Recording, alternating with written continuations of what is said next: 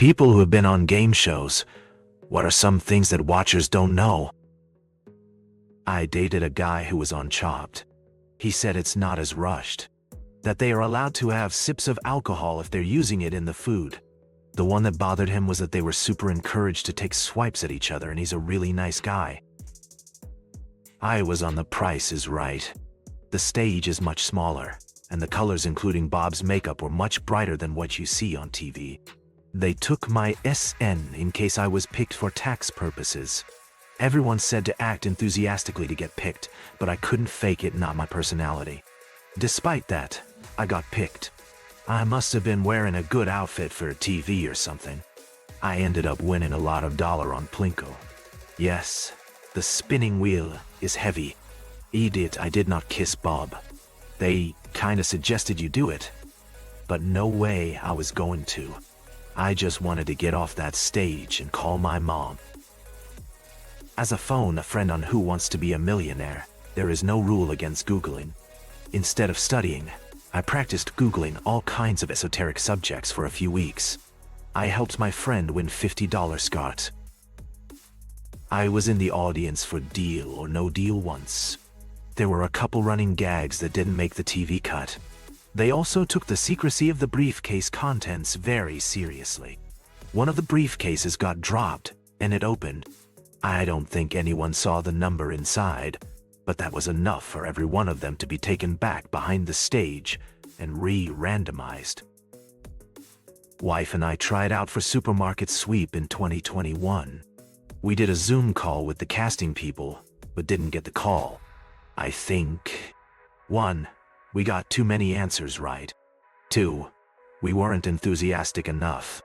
They really went hard on this, like jump up and down and scream, give us more. It was exhausting.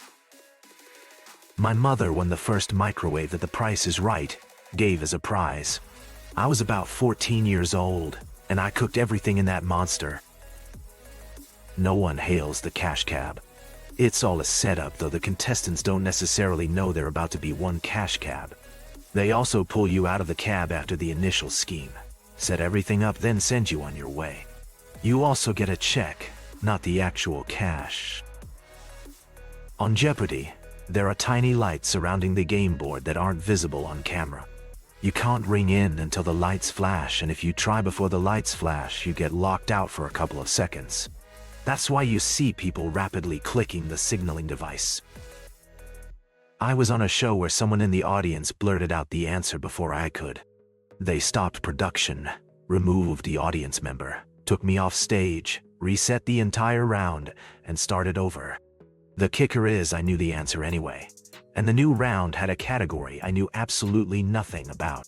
Audience member cost me $30. Bate. I was a winner on Wheel of Fortune 10 years ago. There's only one big wheel. They have to transport it to other taping locations, if not in LA I was. And that fucker is heavy.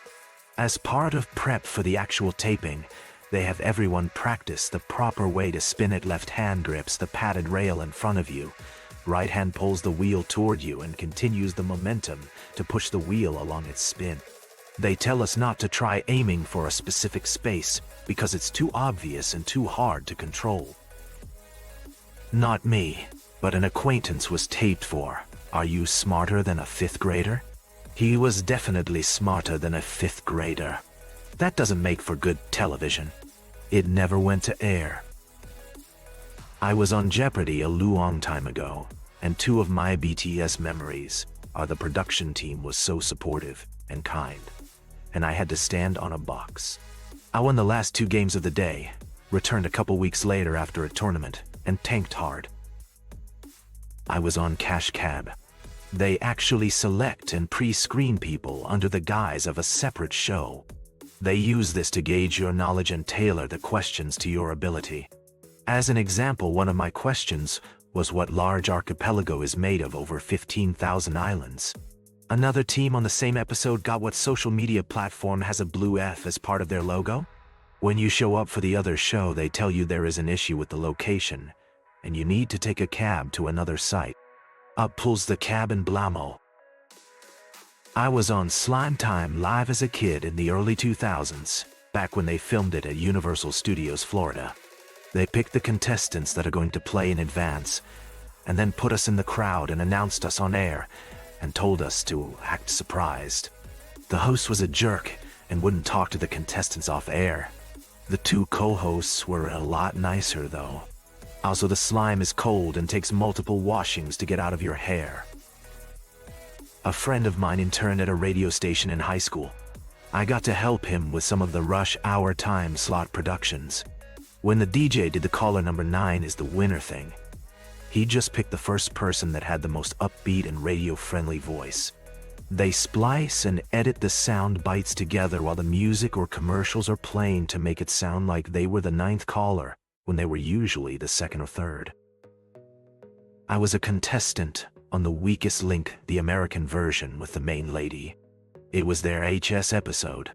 What you don't see is a huge clock counting down right in front of all the contestants. It's very nerve-wracking. Also, they told us she picks on the ones she likes, and boy, she loved me. So much never made it to air, but it was so much fun.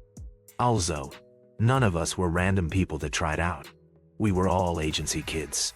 Whether modeling or acting, all of us had representation.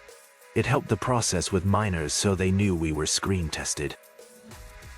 I wasn't on a game show, but I went to a taping of Wheel of Fortune.